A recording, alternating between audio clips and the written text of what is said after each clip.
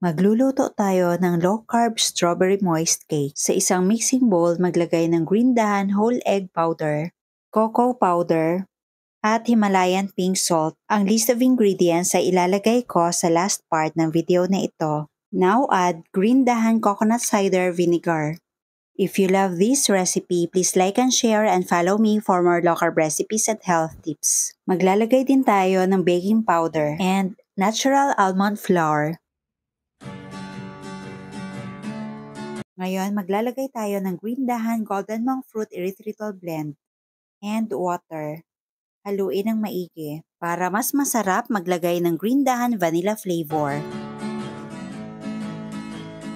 Now add all-purpose cream at haluin ng maigi. Prepare na natin yung molder. Nag-spray lang ako ng coconut oil para dumikit yung parchment paper. Huwag nyo na pong pansinin ang sobra-sobra na parchment paper. Gagamitin ko sana ito sa ibang recipe. Kaso lang, since nagupit ko na, dito ko na lang po ginamit. At isalin na ang batter. Pagkatapos ilagay sa kaldero.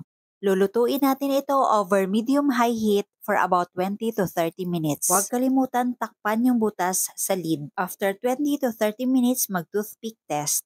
Kung luto na, off na ang apoy at hanguin. Then, let it cool.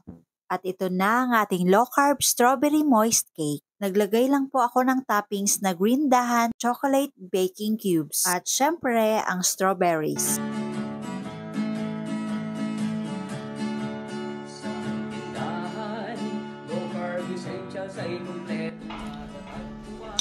Super sarap talagang ipares sa strawberry ang moist cake.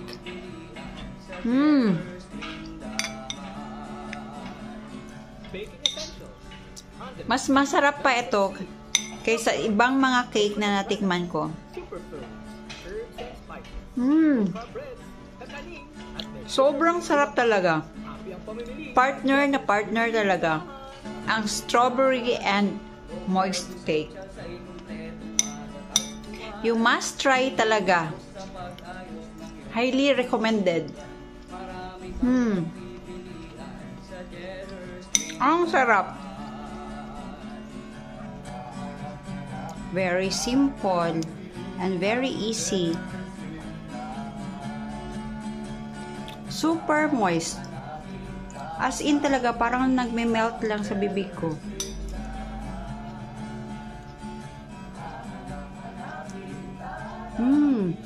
Ang sarap.